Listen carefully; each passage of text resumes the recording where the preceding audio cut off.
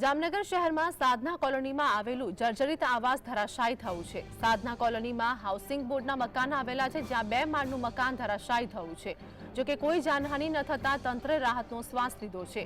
ઘટનાની જાણ થતાં કોર્પોરેશનના પદાધિકારી, નગરસેવક, ફાયરની ટીમ અને પોલીસ પહોંચી હતી। અગાઉ તંત્રે બિલ્ડિંગ ખાલી કરાવ્યું હતું તેમજ મકાન ધરાશાયી થયું હતું। ગત રવિવારે પણ વહેલી સવારે બિલ્ડિંગ ધરાશાયી થતાં એક વ્યક્તિનું મોત થયું હતું। સંવાદદાતા અર્જુન અમારી સાથે જોડાઈ ગયા છે। જામનગરની જર્જરિત આવાસ ધરાશાયી થયું હોવાનું સામે આવ્યું છે, એક વ્યક્તિનું મોત। શું વધુ અપડેટ?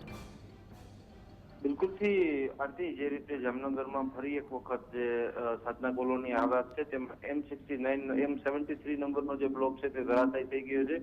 એકાએક ધરાશાયી થવાના કારણે જે ત્યાં સદનસીબે કોઈ જાનહાનિ થઈ નથી, કારણ કે ત્યાં કોઈ રહેતું નહોતું। ગત રવિવારે એટલે કે એક અઠવાડિયા પૂર્વે ત્યાં એક બિલ્ડિંગ તેની બાજુનું જે છે તે ધરાશાયી થયું હતું ને ત્યાં એક વ્યક્તિનું જે છે તે મોત નીપજ્યું હતું। ત્યારે તંત્ર દ્વારા જે આજુબાજુના જે તમામ બ્લોક છે તે ખાલી કરાવવામાં આવ્યા હતા અને ત્યાં ખાલી બ્લોક જે રહેલો હતો તે બ્લોક એકાએક જે છે તે ગઈકાલ રાત્રે ધરાશાયી થયો હતો। ઘટનાની જાણ થતાં કોર્પોરેશનના પદાધિકારી, નગરસેવક, ફાયર અને પોલીસ સહિતની ટીમો જે છે તે ઘટના સ્થળે પહોંચી ગઈ હતી અને તંત્રએ જે છે તે રાહતનો શ્વાસ લીધો હતો।